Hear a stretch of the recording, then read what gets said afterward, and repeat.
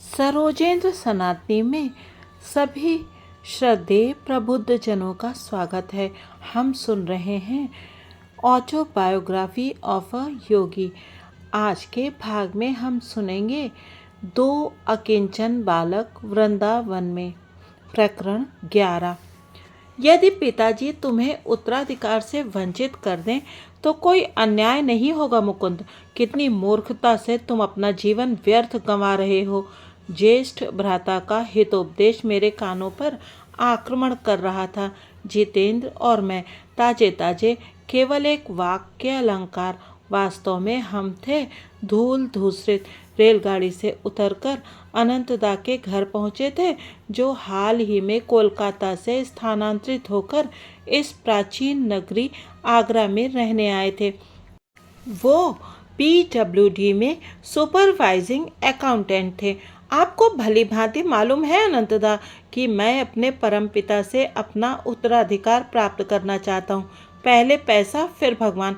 कौन जाने, जीवन अत्यधिक लंबा भी हो सकता है। पहले भगवान, लक्ष्मी तो उनके अधीन है।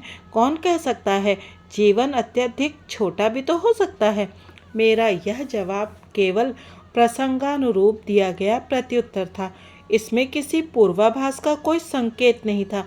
अफसोस, अनंत का जीवन सचमुच छोटा साबित हुआ। लगता है आश्रम में बड़ा ज्ञान पा लिया है तुमने, पर बनारस तो तुमने छोड़ दिया है। अनंतदा की आंखें आत्मतृप्ति के भाव से चमक रही थीं। उन्हें अब भी आशा थी कि वे मेरे पंखों को समेटकर मुझे पारिवारिक घोंसले में सुरक्षित रख पाएंगे। बनारस में मेरा अल्पवास व्यर्थ नहीं हुआ। मेरा हृदय जिसके लिए तड़प रहा था, उसे मैंने वहाँ पा लिया है, और आप निश्चिंत रह सकते हैं कि वे आपके पंडित या उनके सुपुत्र नहीं हैं। उस प्रसंग की याद में अनंतदा भी मेरे साथ हंस पड़े। उन्हें यह स्वीकार करना पड़ा कि बनारस के जिस अंतर्दर्शी को उन्होंने नियुक्त किया था, वह अल्पदर्शी ही सिद्ध हुआ था। तो अब तुम्हारा क्या विचार है मेरे घुमक्कड़ भाई? जितेंद्र ने मुझे आगरा आने के लिए मनाया। यहाँ हम ताजमहल की सुंदरता देखेंगे और उसके बाद हम लोग मेरे नए नए ही मिले गुरु के पास जाएंगे, जिनका आश्रम श्री रामपुर में है। मैंने कहा। अनंत ने हमारे रहने की आरामदेह व्यवस्था की। उस दिन शाम को मैंने अनंत को कई बार चिंतनशील भाव से मुझ पर दृष्टि गड़ाए देखा। मैं इस दृष्टि को अच्छी तरह पहचानता हूँ। मैंने सोचा, कोई षड्यंत्र रचा जा रहा है।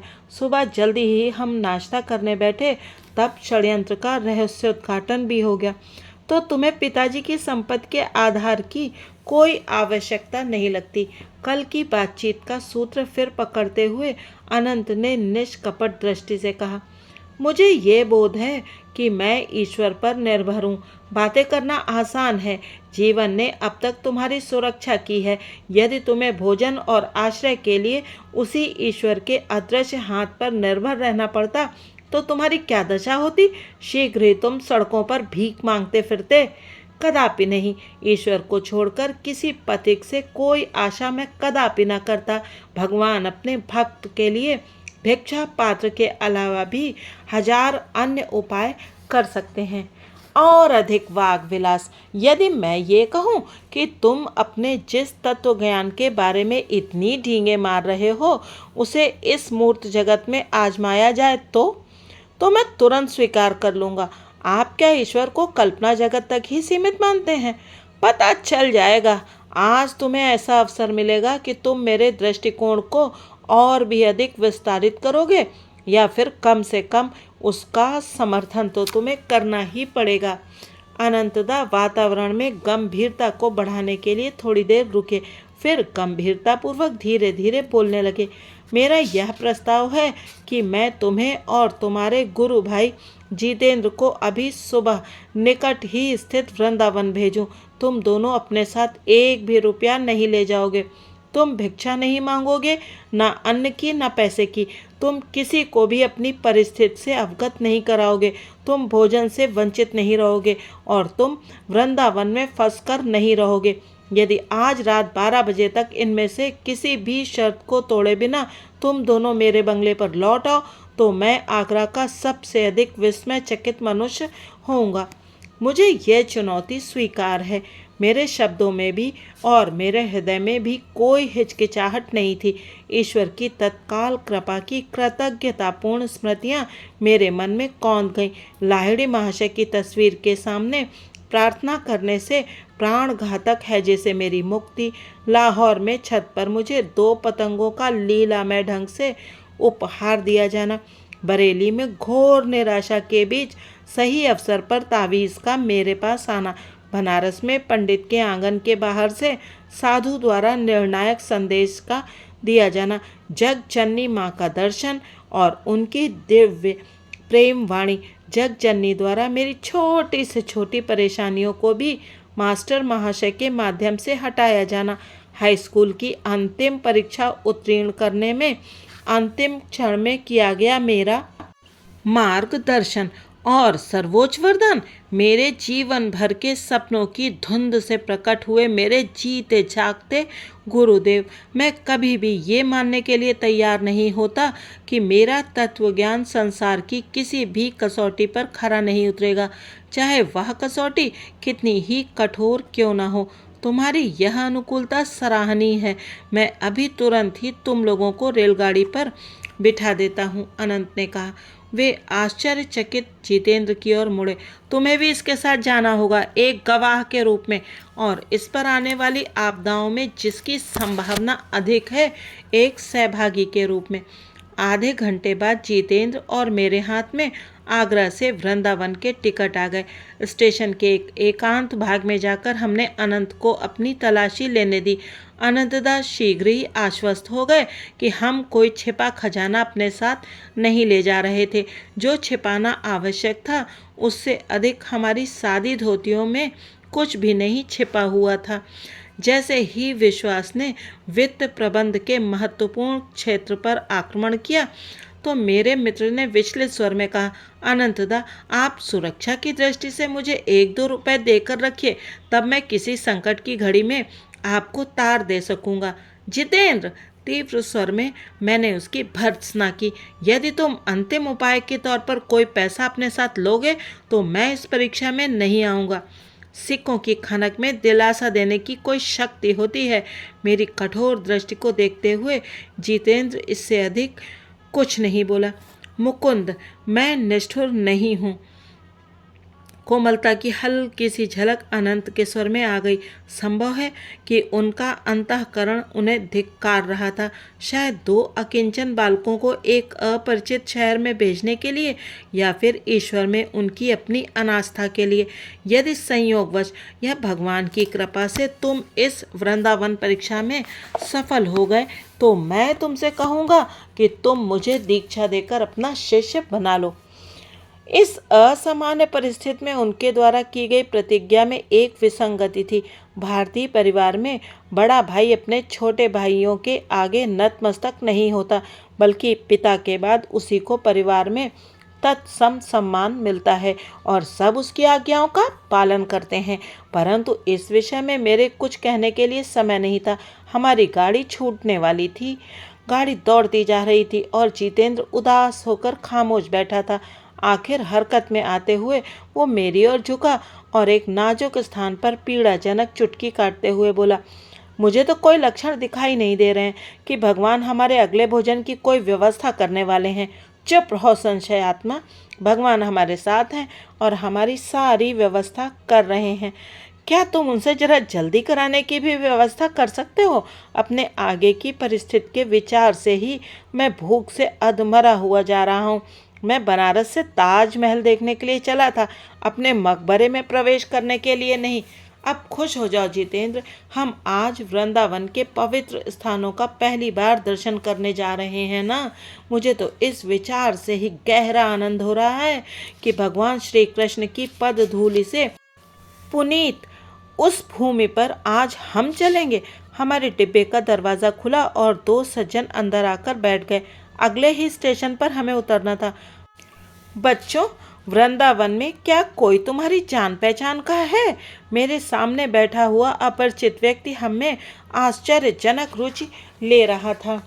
आपको इससे प्रयोजन? बेरुखेपन से मैंने अपनी दृष्टि घुमा ली।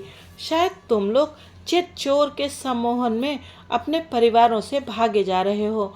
मैं स्वयं भक्ति प्रधान प्रकृति का मनुष्य हूँ। मैं इसे अपना कर्तव्य मानता हूँ कि इस असह्य गर्मी में मैं तुम लोगों के रहने खाने की व्यवस्था करूँ। नहीं महोदय, मैं अकेला छोड़ दीजिए। यह आपकी बड़ी कृपा है, परंतु हमें घर से भागे हुए समझने में आप भूल कर रहे हैं। इसके आगे कोई वार्तालाप नहीं हुआ। गाड़ी स्टेशन पर पहुंचकर रुक चुकी थी। जितेंद्र और मैं प्लेटफॉर्म पर उतरे तो हमारे संयोग से सही यात्री बने सज्जनों ने हमारे हाथ थामकर एक घोड़ा गाड़ी को बुलवाया। हम एक भव्य वैभवशाली आश्रम के सामने उतरे, जिसके चारों ओर सुंदर उद्यान था और सदाबहार वृक्ष थे। हमें ले आने वाले सज्जन स्पष्टतया यहाँ भली भांति परिचित थे। कुछ भी कहे बिना एक लड़का मुस्कुराते हुए हमें बैठक खाने में ले गया। शीघ्र ही वहाँ एक शालीन सौम्य दर्शना प्रौढ़ महिला आ पहुंची। गौरी माँ, राजकुमार तो नहीं आ सके, उन दो में से एक सज्जन ने आश्रमवासी महिला से कहा।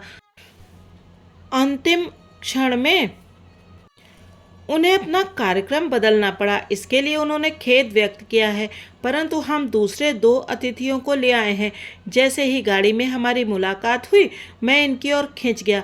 मुझे ये कृष्ण भक्त प्रतीत हुए। अच्छा बच्चों, हम चलते हैं। भगवान ने चाहा तो फिर मुलाकात होगी। दोनों सज्जनों ने दरवाजे की ओर जाते हुए कहा। यहाँ तुम दोनों का स्वागत है। गौरी माँ ममतामयी ढंग से मुस्कुराई। तुम्हारे आगमन का आज से अधिक अच्छा दिन दूसरा कोई ना होता। आज इस आश्रम के दो आश्रयदाता राजकुमार यहाँ आने वाले थे। कितने खेद की बात होती यदि मेरे बनाए पकवान को कोई सराहने वाला ना होता। इन मधुर शब्दों का जितेंद्र पर आश्चर्यजनक प्रभाव पड़ा। उसकी आंखों से अश्रुधाराएं बहने लगी। वृंदावन में जिस आगे की परिस्थिति का उसे भय था, वह तो राजसी सत्कार में बदल रही थी। आकस्मिक रूप से इतने बड़े परिवर्तन के साथ अपने मन का मेल बिठाना उसकी क्षमता से बाहर हो रहा था। गौरी माँ ने कौतूहल से उसकी ओर देखा, पर कहा कुछ नहीं। शायद वे किशोर प्रवृत्तियों से परिचित थीं। भोजन का बुलावा आ गया। गौरी माँ हमें एक बरामदे में ले गई, जहाँ भोजन किया जाता था। वह बरामदा नाना प्रकार के व्यंजनों की सुगंध से महक रहा था। फिर वे साथ ही में लगे रसोई घर में चली गईं। मैं इस क्षण के बारे में पहले से ही विचार कर रहा था। जितेंद्र के शरीर पर योग्य स्थान चुनकर मैंने उसे वहाँ उतनी ही जोर से पीड़ाजनक चुटकी काटी जितनी जोर से उसने गाड़ी में मुझे काटी थी। संशयात्मा, भगवान व्यवस्था करते हैं, जल्दी से भी। गौरी माँ एक पंखा लेकर लौट आई। हम अलंकृत ऊनी आसनों पर बैठे थे और वे हमें भारतीय पद्धति के अनुसार पंखा झलती रहीं। आश्रमवासी शिष्य कुछ 30 एक व्यंजनों को परोसते आ जा रहे थे। उसे भोजन कहने से राजसी भोज कहना अधिक युक्ति संगत होगा। इस धरातल पर जन्म लेने से लेकर अब तक ना जितेंद्र ने और ना मैंने कभी ऐसे व्यंजन चखे थे। ये व्यंजन तो सचमुच राजकुमारों के ही योग्य हैं। पूज्य माता जी, आपके राष्ट्रीय आश्रयदाताओं को इतने स्वादिष्ट भोजन से अधिक क्या महत्वपूर्ण लगा, मैं कल्पना ही नहीं कर सकता। आपने हमें जीवन भर के लिए एक स्मृति प्रदान कर दी है। अनंत की शर्त से मुंह बंद किए जाने के कारण हम उस करुणामयी भद्र नारी से ये भी नहीं कह सकते थे कि हमारे धन्यवाद का दोहरा महत्व था। कम से कम हमारे हृदय की सच्चाई उन उद्गारों में सुस्पष्ट थी। हम उनके आशीर्वाद और आश्रम में पुनः आने के निमंत्रण के साथ वहां से चल पड़े। बाहर धधकती धूप थी। जितेंद्र और मैं आश्रम के फाटक के पास स्थित एक विशाल कदम्ब वृक्ष की छाया में जाकर खड़े हो गए। वहां पहुंचते ही जितेंद्र के मुख से तीव्र शब्दबाण चलने लगे। वह फिर एक बार शंका व्यथित हो उठा था। तुमने तो आज मुझे अच्छी मुसीबत में फंसा दिया। हमारा यह भोजन तो केवल एक संयोग था। हम दोनों के पास एक भी पैसा तो है नहीं। इस शहर का दृश्यावलोकन कैसे करेंगे? और सबसे बड़ी बात तो ये है कि बिना पैसे के तुम मुझे अनंत के घर तक वापस कैसे ले जाने वाले हो? तुम भगवान को जल्दी ही भूल जाते हो। अब तुम्हारा पेट जो भर गया है। मेरे शब्दों में कटुता तो नहीं थी, पर आरोप अवश्य था। मनुष्य के मन में दैवी कृपा की स्मृति कितनी अल्पकालिक होती है। ऐसा कोई भी मनुष्य नहीं है जिसकी कोई न कोई प्रार्थना कभी न कभी पूरी ना हुई हो। तुम्हारे जैसे पागल का साथ देने का दुस्साहस करके मैंने जो गलती की है उसे मैं कभी नहीं भूल सकूंगा। शांत हो जाओ जितेंद्र। जिस भगवान ने हमें खाना खिलाया वही हमें वृंदावन का दर्शन भी कराएंगे और आगरा वापस भी ले जाएंगे। इतने में एक क्षीणकाय युवक हमारी ओर तेजी से आता दिखाई पड़ा। उसी कदम वृक्ष के नीचे आकर उसने मेरे सामने शीश झुकाया। प्रिय मित्र, आप और आपके साथी निश्चय ही यहाँ नए आए हैं। आइए मैं आपकी अगवानी और पथ प्रदर्शन करता हूँ। किसी भारतीय का चेहरा पीला पड़ना वस्तुतः शायद ही कभी संभव हो सकता है, परंतु जितेंद्र का रंग अकस्मात उड़ गया। मैंने उस प्रस्ताव को नम्रता से अस्वीकार कर दिया। निश्चय ही आप मुझे भगा नहीं रहे हैं। उस अजनबी के चेहरे पर उभरे व्यग्रता के भाव अन्य किसी भी परिस्थिति में हंसी ले आते। क्यों नहीं, आप मेरे गुरु हैं। विश्वास से भरी उसकी आंखें मेरी आंखों में जिज्ञासापूर्वक झांकने लगीं। मेरी मध्याह्न उपासना के दौरान परम कृपालु भगवान श्री कृष्ण मेरी अंतर्दृष्टि में प्रकट हुए। उन्होंने इसी वृक्ष के नीचे मुझे दो असहाय आकृतियां दिखाई। उनमें से एक आपका ही चेहरा था। मेरे गुरुदेव, मैंने यह चेहरा प्रायः ध्यान में देखा है। आप यदि मेरे सेवा स्वीकार करें तो कितना आनंद होगा मुझे। मुझे भी आनंद हुआ है कि तुमने मुझे ढूंढ निकाला। ना तो भगवान ने ना ही मनुष्य ने हमारा परित्याग किया है। यूं तो अपने सामने के उत्सुक चेहरे की ओर देखकर मुस्कुराता हुआ मैं निश्चल खड़ा था, तथापि एक आंतरिक प्रणाम ने मुझे प्रभु के चरणों में डाल दिया। प्रिय मित्रों, क्या आप लोग मेरे घर पधार कर उसकी शोभा नहीं बढ़ाएंगे? ये तो तुम्हारी बड़ी दया है, परंतु हम ऐसा नहीं कर सकते। पहले ही हम आगरा में मेरे भाई के अतिथि हैं। कम से कम मुझे आपके साथ वृंदावन घूमने की स्मृतियाँ देते जाइए। मैं सहर्ष तैयार हो गया। उस युवक ने, जिसने अपना नाम प्रताप चटर्जी बताया, एक घोड़ा गाड़ी रुकवाई। हम लोगों ने मदन मोहन मंदिर और कुछ अन्य कृष्ण मंदिरों में जाकर दर्शन किए। हमारा मंदिर दर्शन समाप्त होने से पहले ही रात हो गई थी। क्षमा कीजिए, मैं कुछ संदेश ले आता हूँ। प्रताप रेलवे स्टेशन के नज़दीक एक दुकान में चला गया। जितेंद्र और मैं उस चौड़ी सड़क पर, जो उस समय कुछ ठंडक के कारण भीड़ से भर गई थी, टहलने लगे। हमारे उस मित्र ने कुछ समय तो लगाया, परंतु फिर अपने साथ वो अनेक मिठाइयों के उपहार लेकर आया। कृपया मुझे इतना पुण्य तो कमाने दीजिए, प्रताप ने अनुरोधपूर्ण ढंग से मुस्कुराते हुए 1 रुपए के नोटों का एक बंडल और आगरा के 2 टिकट, जो उसने अभी अभी खरीदे थे, हमारे सामने बढ़ा दिए। मेरी स्वीकृत में श्रद्धा भगवान के अदृश्य हाथ के लिए थी। अनंत ने उनका इतना उपहास किया था, पर फिर भी क्या भगवान ने हमें अपनी आवश्यकता से कहीं अधिक नहीं दे दिया था? हमने स्टेशन पर एक एकांत स्थान ढूंढ निकाला। प्रताप, अब मैं तुम्हें आधुनिक युग के सबसे महान योगी लाहिड़ी महाशय के क्रिया योग में दीक्षित करूंगा। उनकी यह साधना प्रविधि ही अब तुम्हारी गुरु होगी। आधे घंटे में दीक्षा समाप्त हुई। क्रिया अब तुम्हारी चिंतामणि है, मैंने अपने नए शिष्य से कहा। जैसा कि तुमने अभी देखा, यह प्रविधि अत्यंत सरल है और इसमें मनुष्य के आध्यात्मिक विकास की गति बढ़ाने की प्रक्रिया निहित है। हिंदू शास्त्र कहते हैं कि जन्म लेने वाली आत्मा को माया से मुक्त होने के लिए 10 लाख वर्ष लगते हैं। यह प्राकृतिक अवधि क्रिया योग के अभ्यास से बहुत घट जाती है। जैसे पौधे की विकास गति को उसकी प्राकृतिक गति से कहीं अधिक बढ़ाया जा सकता है, जैसा कि सर जगदीश चंद्र बोस ने प्रदर्शित कर दिया है, वैसे ही मनुष्य के मनोवैज्ञानिक विकास की गति को भी वैज्ञानिक तरीके से बढ़ाया जा सकता है। निष्ठापूर्वक साधना करो, तुम समस्त गुरुओं के गुरु के पास पहुंच जाओगे। इस चिर इच्छित यौगिक कुंजी को पाकर मैं जैसे दूसरे लोकों में पहुंच गया हूँ। प्रताप ने गंभीर होकर विचारपूर्वक कहा। मेरे इंद्रिय बंधनों से उद्धार करने वाला इसका प्रभाव मुझे उच्चतर अनुभूतियों के लिए मुक्त कर देगा। अंतर्दृष्टि में आज भगवान श्री कृष्ण का दर्शन मेरे परम मंगल का ही द्योतक है।